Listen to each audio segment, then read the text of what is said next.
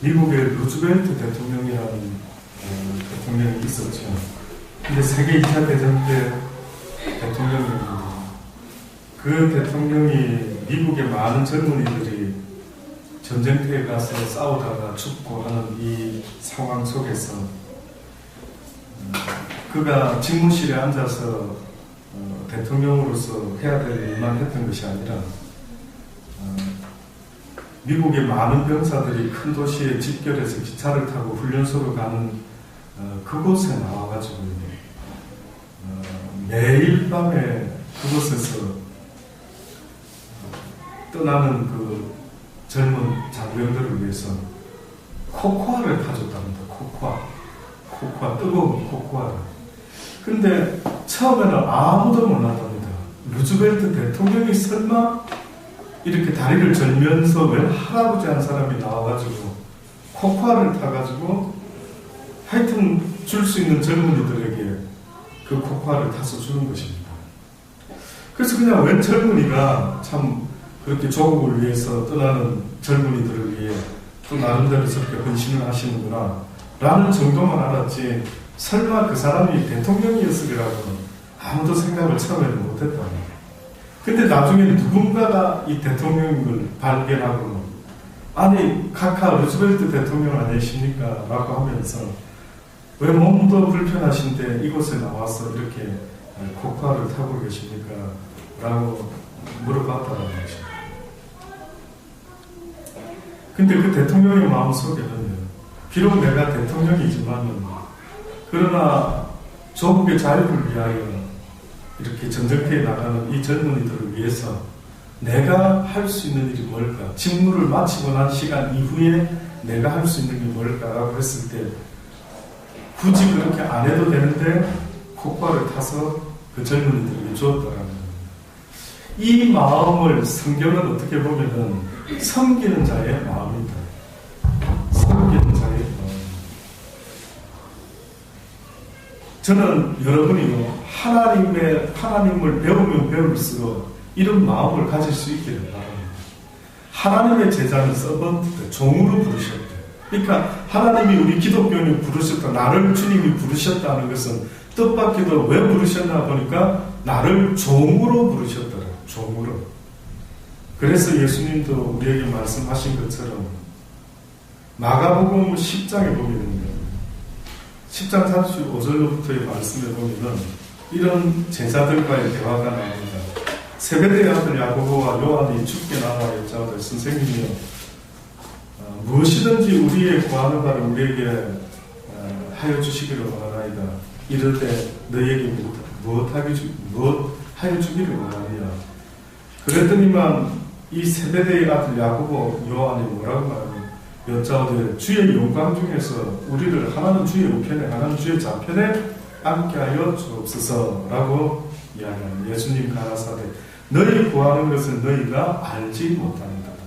예수님의 제자가 되어서 살아간다는 것이 무엇을 의미하는지를 이 두 제자가 알지 못하고 단지 세상에서 예수님이 이스라엘의 왕이 되면은 자기들이 우증승, 자증승을 할 수 있지 않을까라고 하는 생각 때문에 예수님을 쫓았던 모양입니다. 그러나 예수님이 그들에게 하시는 말씀처럼 너희 구하는 것을 너희가 전혀 알지 못하고 있다. 너희가 나의 마시는 잔을 마시며 나의 받는 세례를 받을 수 있느냐? 저희가 말하되 할 수 있나이다. 예수님이 말씀하십니다. 너희가 나의 마시는 잔을 마시며 나의 받는 세례를 받으려니와 내 좌우편에 앉는 것은 나의 줄 것이 아니라 누구를 위하여 예비되었든지 그들이 얻을 것이니 열 제자가 듣고 야고보와 요한에 대해서 분이 열렸다라고 이야기를 합니다. 이제 마지막으로 그런 대화를 마무리하시면서 뭐라고 그 제자의 길이 어떤 건지를 설명을 하십니다. 44절에 보면 너희 중에 누구든지 어떤이 되고자 하는가 모든 사람의 종이 되어야 하리라. 어떤이 되고자 하는 세상에서도 예수님을 잘 믿고 또 예수님을 쫓아다니면서 예수님이 왕이 되면은 한 자리에 해서 최고의 어떤가는 사람이 되기를 원하는 이런 모습과는 전혀 반대로 주님은 지금 우리에게 나는 너희를 부르러 왔는데 내가 너희를 불러서 이 땅에서 어디에 써먹기를 원하느냐면 나의 종으로 써먹는데, 또다시 말하면 나는 너희들이 나의 이름으로 다른 사람을 섬기는 일에 쓰임받게 되기를 원한다. 그래서 너희 중에 누구든지 어뜸이 되고자 하는 자는 모든 사람의 종이 되어야 하리라. 인자에 온 것은 뭐라고요? 섬김을 받으려 하는 게 아니라 도리어 섬기려 하고 자기 목숨을 많은 사람의 대성물로 주려 합니다. 우리가 생각할 때 주인은 굉장히 힘이 있는 사람이고 주인을 섬기는 자는 굉장히 가난하고 하인이고 지위가 낮고 이렇게 생각이 되지 않습니다. 근데 똑같은 상황인데도 하나님 나라에서의 모습은요, 오히려 누가 누구를 섬겨줘야 된다고요? 강한 자가 약한 자를 섬겨줘야 됩니다. 돈이 있는 자가 돈이 없는 자를 섬겨줘야 됩니다. 건강이 있는 사람이 건강 없는 사람을 섬겨줘야 됩니다. 그러니 여러분이 생각할 때 세상의 논리는 내가 공부 잘해서 1등해서 아주 권세도 없고 훌륭한 사람이 되어서 모든 사람에게 못 받기를 원하고 있으니까, 대접받기 원하고 섬김받기를 원하지 않습니까? 근데 뜻밖에도 주님은요, 네가 왜 세상에서 잘 되려고 하느냐? 만약에 세상에서 네가 아주 힘이 있고 능이 있고 돈이 있고 건강이 있고 가진 게 많아지면은 네가 그 순간에 나를 믿는다 한다면 상황이 완전히 바꿔져야 됩니다.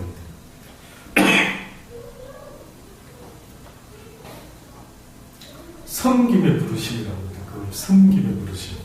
그래서 기독교인이 된다라고 하는 것은 어떤 면에서는 세상의 복을 받아서 대접받는 길이 아니라 오히려 많은 사람들을 섬기기 위해서 살아가는 모습이다. 예수님이 우리에게 섬김의 본을 보여주셨는데 특별히 여러분 기억나시는 거 있습니까? 어떤 장면이 과연 예수님의 일생 가운데 저는 가장 감동받았습니다. 예수님의 이 모습 때문에 예수님은 우리를 섬기러 이 땅에 오셨구나. 섬기되 목숨까지 다 내어놓으실 정도로 섬김을 위하여 사시다가 가셨구나 라고 생각이 들 정도로, 혹시 여러분이 예수님의 일생을 아신다면 어떤 장면이 기억나십니까? 나는 이 장면만 떠올리면 정말 어떻게 이럴 수 있지? 어떻게 주님이 이렇게 하실 수가 있을까?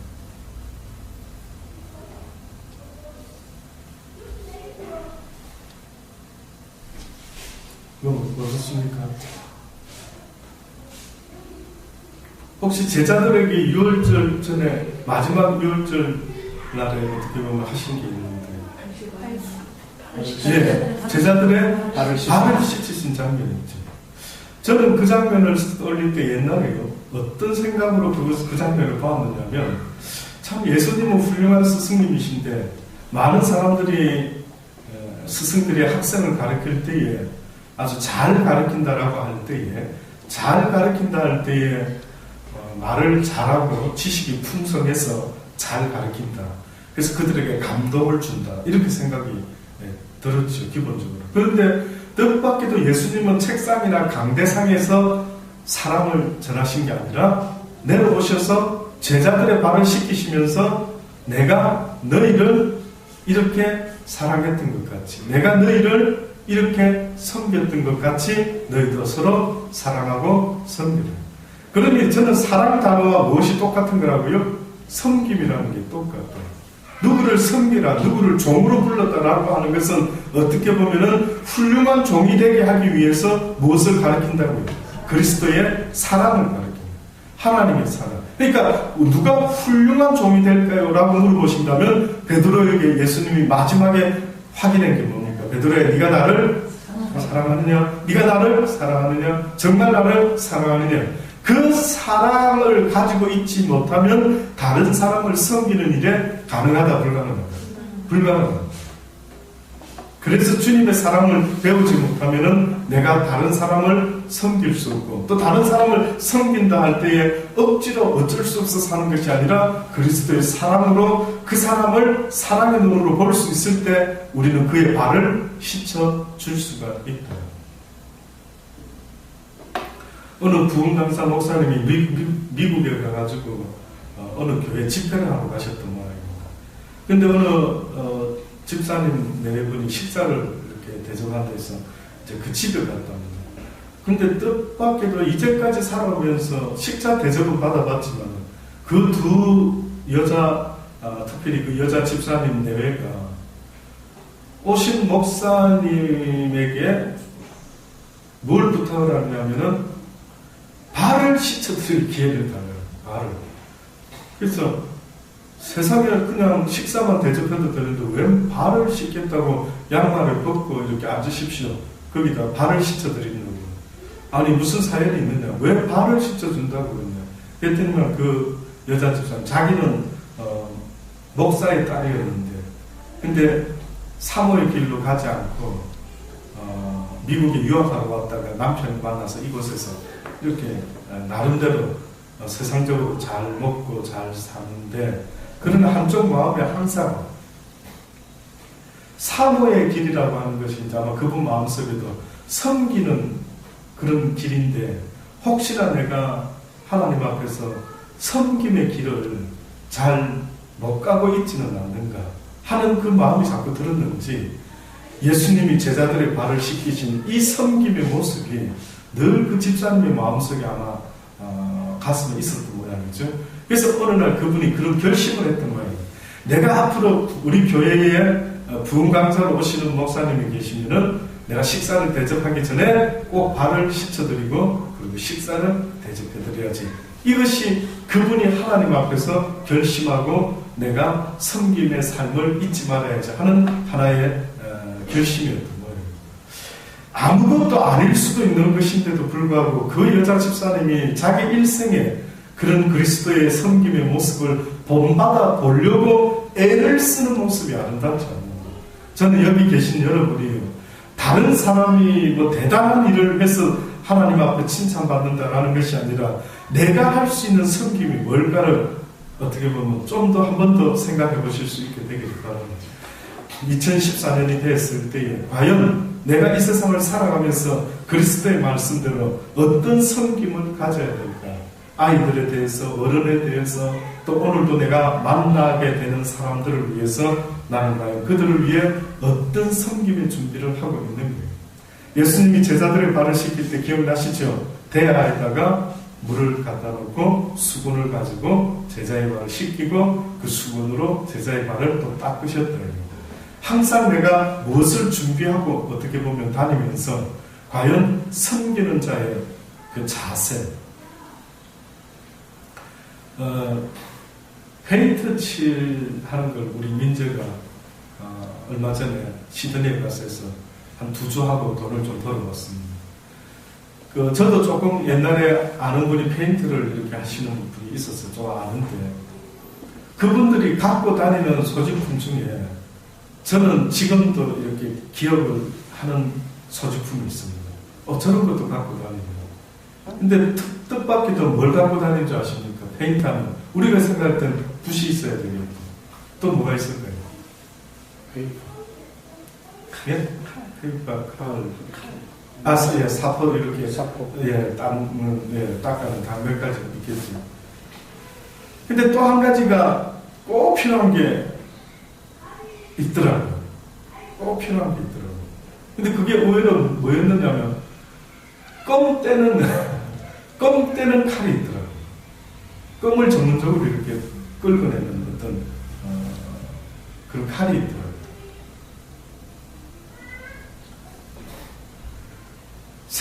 생각도 못한 걸 갖고 있더라고요. 쉽게 말하면 페인트만 칠하면 되는 줄 알았는데 페인트를 칠하기 전에 뭐 바닥이든 또 벽이든 간에 껌같이 들어붙어 있는 어떤 것이든 뗄 수 있는 어떤 날카로운 뭔가가 있더라고요. 그걸 늘 갖고 다니면서 먼저 쫙 훑어보고 바닥도 쫙 훑어보더니만 뭔가 붙은 부분을 퍽퍽퍽 끌더니 싹 끌어내고 싹 끌어내고 이렇게 끌어내더라는 거죠. 역시 나는 그냥 붓만 하나 들고 가면 되는 줄 알았는데 페인트를 하는 저 전문가는 예상도 못한 모든 걸 다 갖추고 있는 듯한 느낌을 제가 받았습니다. 만약에 여러분과 제가 이 세상을 살아갈 때 하나님의 이 섬김의 삶을 위해서, 이 사랑의 삶을 위해서 부르심을 받았다라고 하면 혹시 이 생각해 보셨습니까? 장비가 있어야 된다면 뭘까요? 장비가 있어야 된다면 뭘 갖고 다녀야 될까요?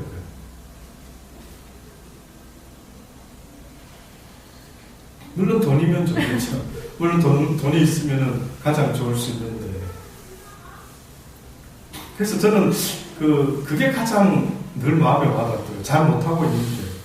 제가 당뇨가 있어서 초콜릿 같은 사탕 같은 거예요. 그런 거를 이렇게 갖고 다니는 습관이면 어떨까요? 그러니까 아이들을 보면은, 혹시나 어른은 뭐 어떨는지 모르지만, 어른과 함께 있는 아이들을 볼 때, 제가 아마 왜 떠오르나 봤더니만, 제가 승재, 민재를 처음에 키울 때, 감동 먹은 것이 아마 저도 모르게 이렇게 있었던 모양입니다. 그게 뭐냐면, 어느 가게에 가서 물건을 사려고 하는데, 그 가게에 이 캔디 박스가 통이 있는 겁니다. 그 가게 주인이 가게에 오면 나부터 쳐다봐야 되는데 절 먼저 보는 게 아니고 우리 아이를 먼저 보는 거예요. 아이하고 대화를 하면서 야 캔디 하나 먹으려면 이렇게 주는 겁니다. 그러면 여러분 생각할 때 제가 그 가게에서 물건을 살 확률이 높을까요? 사지 않을 확률이 높을까요? 살 확률이 높습니다.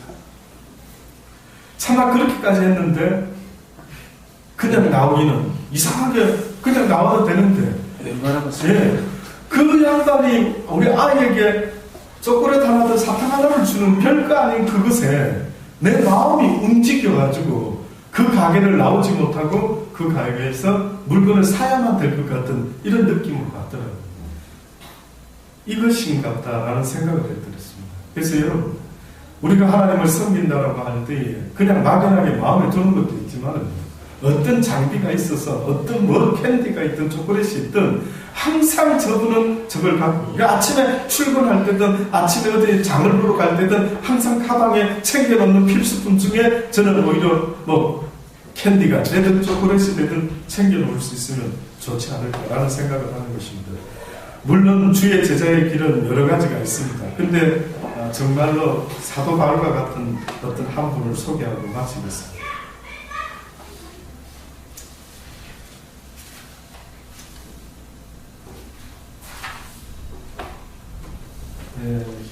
예수 그리스도 이후 주후 4에서 5세기에 걸쳐서 신학 공부를 하다 보면은 신학교 다니다 보면 이제 물론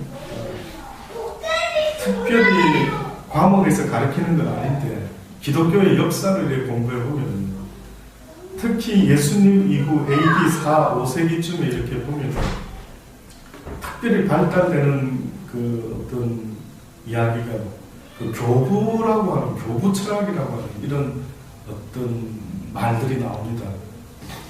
아마 어떻게 보면 이분들은 예수님 이후로 공식적으로 등장하게 되는 가장 하나님에 대해서 예수님에 대해서 사람들을 가리키는 아주 대표적인 그룹 같은 그런 인상이 그래서 왜 이분들 이야기를 많이 언급하면 그 전에 바울이나 이런 사람들은 그냥 성경에 대한 속에서 등장하는 정도인데 이런 사람들은 성경 이후 시대에서 성경을 가장 잘 이렇게 조명을 하고 설명을 하고 하는 이런 분위기가 있는 시대의 사람들 같아요. 그래서 이들을 교부 그 중에 요한 그리소스톰이라고 하는 안디옥 태생의 교부가 있었던 모양입니다. 근데 이분이 주후 4, 5세기에 특별히 걸쳐가지고 아주 대단한 한 시대의 설교가로 이름이 났던 분 같습니다. 근데 그가 콘스탄티노플의 아내였던 왕후 유독시아라는 이름을 가진 왕후가 있었는데 그 왕후의 미움을 받아가지고 어느 날 유배의 길을 떠나게 됩니다.